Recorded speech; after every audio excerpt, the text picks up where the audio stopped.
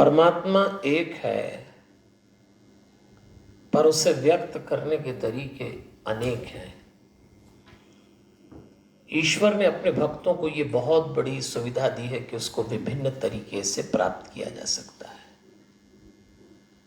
और आप दुनिया में देखिए कि सब लोग अपने अपने ढंग से भगवान को पाने की कोशिश में है। कोई तंत्र क्रिया कर रहा है, कोई तीर्थ यात्रा कर रहा है, कोई आश्रमों में सेवा कर रहा है, कोई अपने गुरु की सेवा में लगा है। और मजेदार बात यह है कि ऐसा करते करते लोग भूल जाते हैं कि भगवान एक है। उसको पाने के रास्ते अनेक हैं। और फिर क्या होता है कि हर आदमी अपने रास्ते को सही बताता है। हमारे गुरु जी सही, हमारा रास्ता सही, और तो और हमारे भगवान सही। और भगवान ऊपर बैठा बैठा सोचता है कि देखो लड़ रहे हैं, और फिर इतना बोलते हैं अपने अपने पक्ष में। किसको बोल रहे हैं? चेले आपस में लगे हुए हैं, गुरु आपस में लगे, भगत आपस में लगे। आपको मालूम है आधे चेले तो इसी टेंशन में बीमार। हमारे गुरु जी को बोल दिया, हमसे तो ये बात ही नहीं कही। तो क्या ऐसे भगवान मिल जाएगा? आज मैं आपसे एक विषय पे बात करूंगा। देखिए, हर व्यक्ति की एक अपनी रुचि, अपनी क्षमता, अपनी मान्यता होती है, और उसी आधार पे वो परमात्मा का रास्ता चुनता है। और इसी विविधता के कारण लोगों के मन में ये शंका भर जाती है कि ये जिस रास्ते से भगवान को पूज रहा है तो भगवान है भी कि नहीं है। बस झंझट चालू हो जाती है। क्योंकि जब जो अपने अपने तर्क, अपनी अपनी अक्ल, अपनी अपनी क्षमता से भारी पड़ा, उसने भगवान का वही रूप दिखा दिया और साबित भी कर दिया। आपको एक बात कहना चाहूंगा, भगवान को जो सबसे अच्छा तरीका लगता है, गीता में भी कहा है, मौन। मौन साथी। बहुत बोलते हैं हम लोग दिन भर में। हमारी ज्यादा ऊर्जा, हमारी एनर्जी का एक बड़ा हिस्सा बोलने में चला जाता है। अच्छा, आपसे बड़ा आपका बाप सामने हो, ताकतवर इंसान हो, तो आप बोल नहीं सकते, तो फिर बाहर बोलना बंद बंद करके अंदर से शुरू हो जाता, अंदर से चालू हो जाते। कभी मैं इनकी जगह हूं तो सही करके रख दूं, मैं ऐसा कर दूं। लगा आपके शब्द आपको चूस रहे हैं। परमात्मा के जितने रूप हैं उसमें से सबसे बढ़िया रूप है शांति। और अगर शांति प्राप्त करना है, परमात्मा प्राप्त करना, मौन साथी है। यह हमारे जीवन प्रबंधन का 5वां सूत्र है। गौतम बुद्ध कहा करते थे कि जब वाणी बता पाने में असमर्थ हो जाए तो मौन रह जाना ही अच्छा है। और इसीलिए कहते हैं कि बुद्ध अपने मौन के ही कारण मुखर हुए। जरा शब्दों पे ध्यान दीजिए, बुद्ध अपने मौन के कारण मुखर हुए। उनकी सारी मुखरता उनके मौन में व्यक्त हुई। क्या व्यक्तित्व रहे होंगे। बात सुन के विचित्र लगती है कि मौन में कैसे मुखर हुए, पर यह सत्य है। बुद्ध ने अपने शून्य से शब्द प्रकट किए।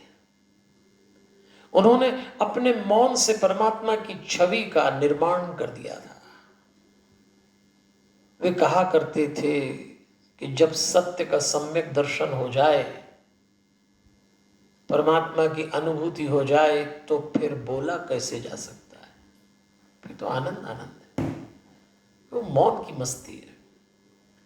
और वह सत्य इंद्रियों को सुला देता है। और इंद्रियां जैसे ही सो जाती हैं, मौन घट जाता है। ये इंद्रियों की एक खास बात बताऊं, मेरा तेरा, ये मेरा है, उसने मांग लिया, हम कैसे दें, पहले हुआ, मांग लो।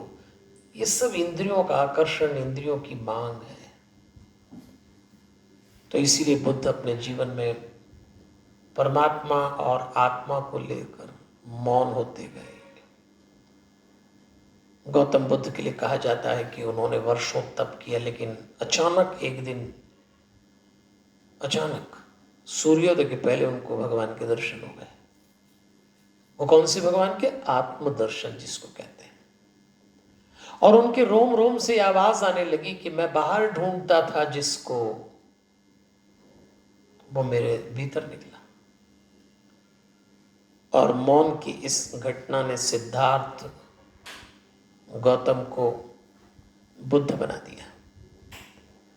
तो अब सवाल उठता है कि इस तरह के मौन जीवन में कैसे घटे? भाई मैंने आपसे कहा मौन रखिए, तो कैसे मौन घटे? इतना आसान है? हर एक को बुद्ध जैसा अचानक बोध हासिल नहीं हो सकता।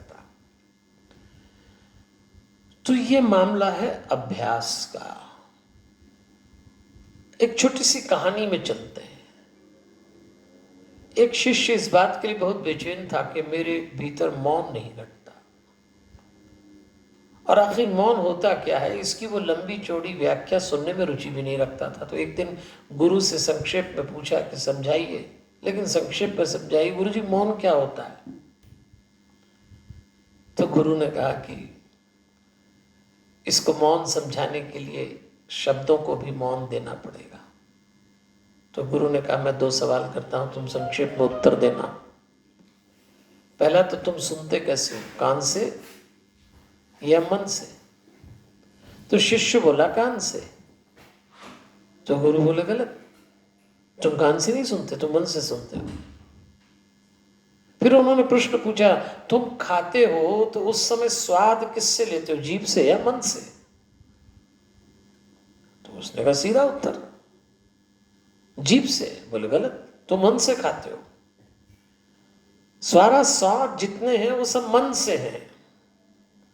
आज एक प्रयोग करके देखो कि सिर्फ कान से सुनोगे, जीभ से स्वाद लोगे, और जब सुन रहे होगे, खा रहे होगे, तो अपनी आंख, अपने कान, अपनी जीभ का संपर्क अपने ही मन से तोड़ दो, और फिर घटेगा मौन, निश्चित घटेगा। बड़ा सीधा सा प्रयोग है, आप भी करके देखिएगा। तो मन से इंद्रियों को काटने के लिए आपको सरल होना पड़ेगा। इसके लिए तो मैं कहता हूं जरा मुस्कुराइए। जो लोग खुश रहते हैं, प्रसन्न रहते हैं, मुस्कुराते रहते हैं, उनकी इंद्रियों का संबंध उनके मन से कट जाता है।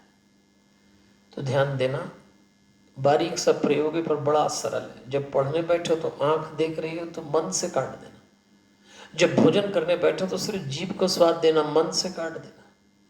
कोई बात सुन रहे हो तो मन से काट देना, सिर्फ सुनिए। इसी का नाम मौन और मेडिटेशन है। आसान सी क्रिया है, अपने मन को इंद्रियों से काटना। प्रयोग करिए। कल फिर मिलते हैं रात 8 बजे एक नए विचार के साथ। जरा मुस्कुराइएगा, फिर यहाँ से जाइएगा। ये भी मौन है। हमारे हनुमान। जय श्री कृष्ण।